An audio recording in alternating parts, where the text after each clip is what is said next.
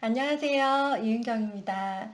네, 어, 제가 엄마표를 이제 하고 있어요. 엄마표, 뭐, 정식 엄마표는 아니지만 엄마표를 기본으로 해서 거기에서 이제 사교육을 첨가하는 방법, 혹은 뭐 학습지, 인터넷 사이트, 이렇게 제가 할 수 있는, 알고 있는 정보들을 바탕으로 제가 첨가할 수 있는 것들을, 첨가할 수 있는 사교육들을 첨가하면서 기본으로는 엄마표로 가고 있는데요. 저도 시작하게 된 동기가 있었어요. 이유가 있었어요. 처음부터 엄마표를 해야겠다라고 결심을 한 적은 없었고요.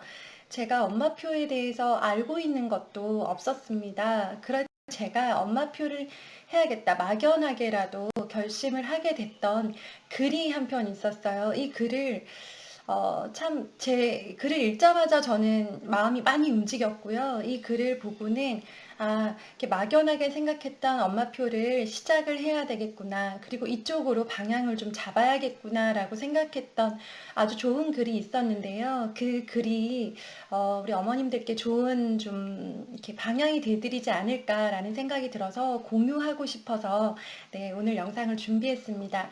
제가 읽었던 그 글을요, 그래서 다시 막 검색을 했어요. 제가 따로 저장을 해놨던 게 아니라서 그 글을 봤던 제가 가입해 있던 카페가 있었거든요. 교육과 관련된 카페였고요. 그 카페에 있는 예전 글을 다시 검색을 해서 이제 여러분들 이렇게 공유해 드리려고 찾아냈습니다. 그래서 읽어 드릴게요. 오늘은 이 글을 읽어 드리는 게 저의 마음, 저의 메시지를 전해 드리는 것 같다는 생각이 들었고요. 이것만으로도 굉장히 충분하다라는 생각이 드실 거예요.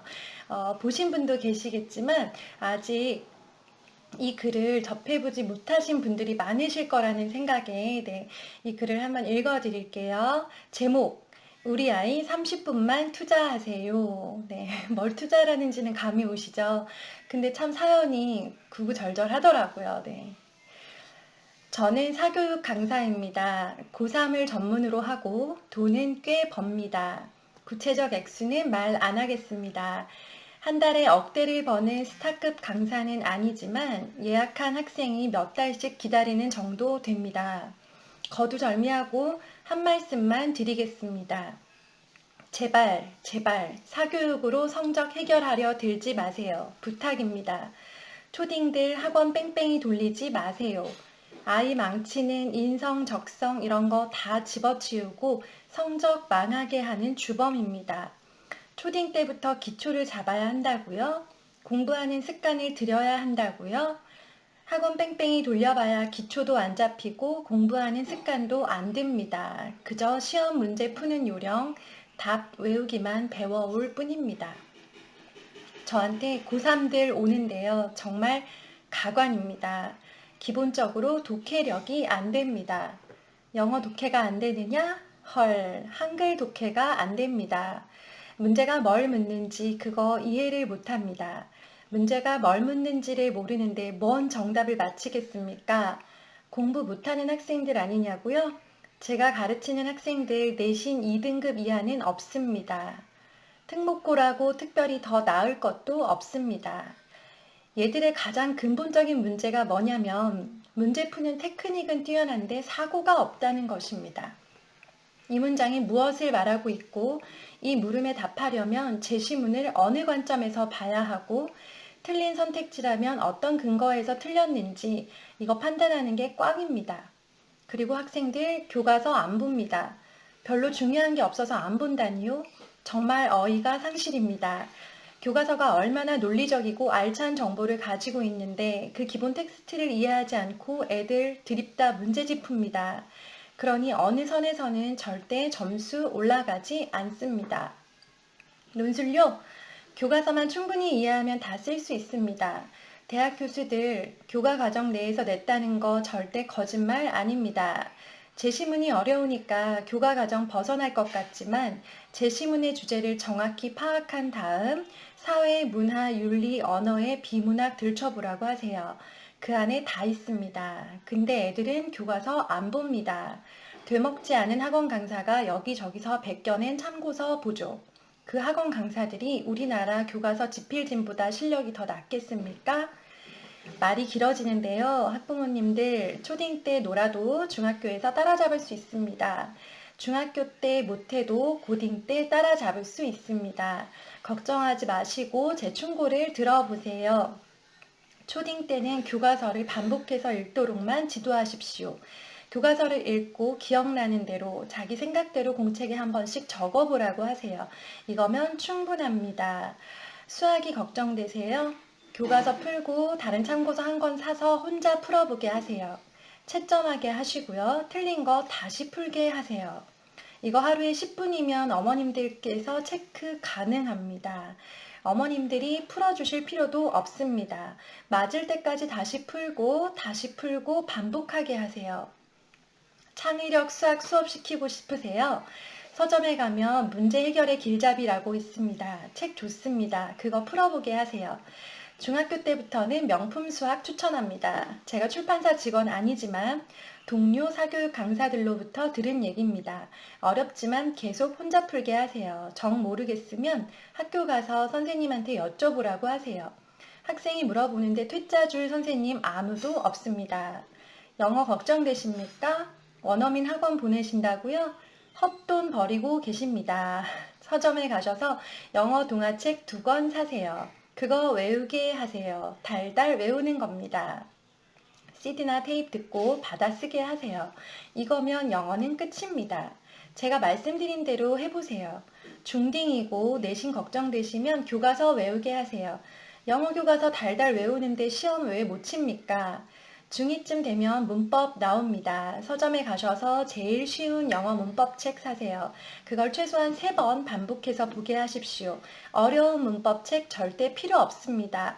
요즘 문법 잘 나오지도 않습니다. 하지만 기본을 알아야 독해가 계속 늘기 때문에 하는 겁니다. 어머니들은 아이들 시간표 정해주시고 체크만 하게 하십시오. 아이들 잘 안 하죠? 직장 다니는 어머니들은 시간도 없으실 것이고요. 애들 숙제 안 해놓으면 싸우게 되니까 피곤하고, 그러니까 돈 주고 학원 보내시죠. 이거 아이들 망치는 지름길입니다. 공부는 혼자 하는 습관을 들여야 나중에 효과를 봅니다. 과외, 학원 오래 다닌 애들, 고딩 되면 어느 강사의 말도 안 먹힙니다. 그저 시험 비법만 찾게 되죠. 비법 안 가르쳐주면 다른 선생으로 바꿉니다. 요령 가르쳐주면 선생 실력 있다고 하고요. 이렇게 요령만 배우려고 드니까 수능 망치고 징징거립니다. 다른 아이들은 학원 가서 내신 잘 받아오는데 우리 아이만 집에서 빈둥거리니까 너무 불안하시죠? 중학교 때부터는 EBS 있으니까 이것만 해도 웬만한 학원보다는 낫습니다. EBS 정말 좋습니다. 초딩 때부터 혼자 하는 습관 들이면 힘들어도 자기가 책 보며 푸는 습관 들이면 고등학교 때는 반드시 성적 나옵니다. 혼자 안 되는 아이는 학원 보내도 안 됩니다. 어떤 강사를 붙여도 안 됩니다. 모두가 다 공부 잘할 수는 없습니다. 내 아이 공부에는 별 적성 없을 수 있습니다. 저의 아이도 마찬가지고요.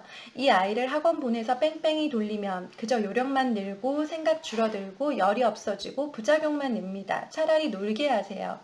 공부할 애들은 놀다가도 어느 순간에 공부 좀 해야 하는데 하는 시간이 옵니다.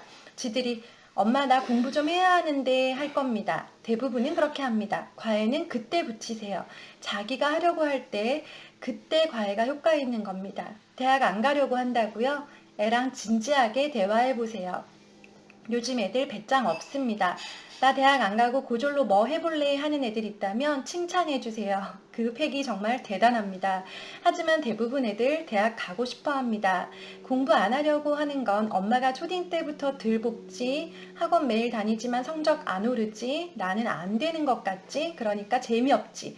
이 모든 게 종합되어서 일어나는 현상입니다. 정말 중요한 것 말씀드렸습니다. 초딩 때부터 교과서 읽고 노트에 생각나는 대로 적어보는 것. 이거 정말 중요합니다. 그걸 자기가 읽고 뭔가 이상하다, 말이 안 된다 싶으면 다시 책 찾아서 읽어보게 하세요. 이것만 되면 공부는 됩니다. 이 간단한 걸 안 해서 그 엄청난 돈 들이며 효과도 없는 학원 뺑뺑이 돌리며 애 학대하고 부모 스트레스 받고 수능 공부 엄청 해서 치르는 것 아닙니다. 공부의 원리는 간단합니다. 하루에 1시간이라도 자기가 책상 앞에서 책을 보며 읽고 이해하고 이상하다 싶으면 찾아보고 공부한 후에 자기가 공부한 걸 체크해보고 이게 다입니다. 이걸 안 하고 학원에서 뭘 합니까? 우리 애는 머리가 안 된다고요? 고등학교에서 무슨 핵융합으로 만듭니까? 고등학교 공부 머리 필요 없습니다. 자기가 가진 능력을 정확하게 쓰기만 하면 웬만한 대학은 다 갑니다. 엉터리로 하니까 시간 버리고 돈 버리는 겁니다. 이 엉터리 공부 습관 들이지 않으려면 제발 부탁인데 학원 보내지 마세요. 제 주변에 한다 하는 사교육 강사들 지 새끼 학원 안 보냅니다. 저도 아직 학원 안 보냈고요. 우리 애 중학생인데 반에서 10등 정도 합니다.